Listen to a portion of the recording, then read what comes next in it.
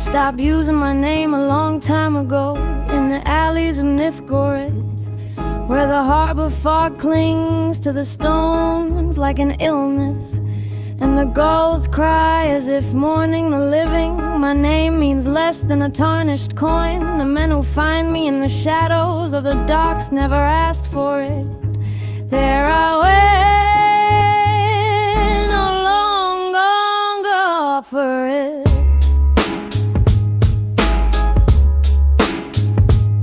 My days follow one another like dull gray threads, pulled tight, cut, then knotted again. I wake on a straw mattress that smells of mold and cold sweat. Wash my face in a cracked basin whose water tastes metallic, and walk the same narrow streets until the harbor swallows me.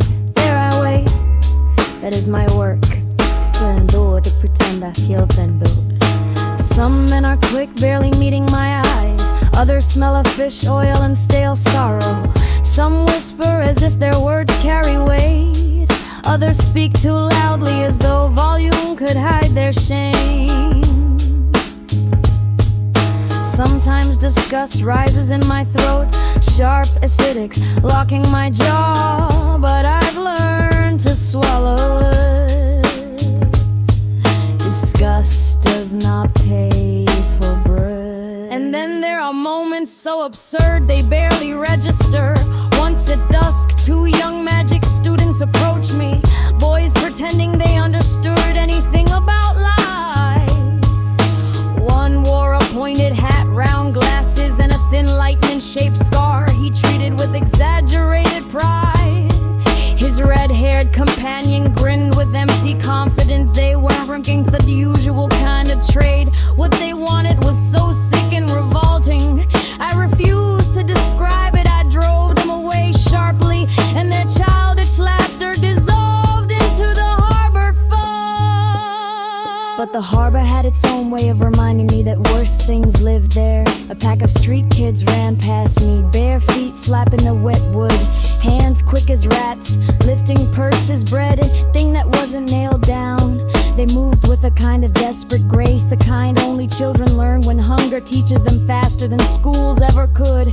I didn't blame them. Survival isn't a crime in Nyth-Goroth, it's a language, one you learn or die from not speaking it. A little girl among hair matted, eyes hollow, paused just long enough to look at me, not with pity, not with fear, but with a silent, exhausted understanding. Then she ran on, disappearing into my fold. A scream tore through the air not long after, sharp, panicked, real. I turned my head just in time to see the king's shadows dragging a man across the pier. Black hooded silhouettes moving with cold precision. The man kicked, clawed, begged, his voice cracking like thin ice. But the shadows didn't even flinch. They hauled him toward the iron stairs that led down into the lower chambers beneath the harbor. No one came back from there. We all knew that. We all pretended we didn't. The gulls quieted as he vanished from sight. Even the birds knew better than to cry for him. Closer to where I stood, two powder-broken souls lay slumped against the wall, their eyes glassy, breath slow, skin gray under the lantern light. They had hid too much of the king's forgetting dust, the stuff that promised peace, but stole everything else. One of them mumbled a prayer, the other giggled at nothing.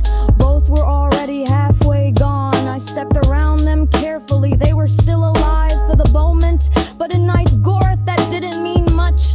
And so I stood there, waiting for ships, for footsteps, for coins tossed into my palm, for anything that kept me moving forward. One more hour, one more night, one more breath. But beneath all of it lies the memory that never fades.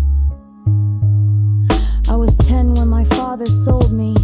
I remember exactly the sound the purse made when it hit his palm, that hollow clatter marking the end of my childhood. He didn't look at me while counting the gold. He smelled of cold smoke and quiet despair. He needed the money for powder, magical powder that blurred the senses, softened the pain, and wrapped re-eyed on the hairs big enough to hide from one's own mistakes. I didn't know a child's life could be sold for so little. across the wet planks of the harbor. I wonder whether I was ever worth more than that.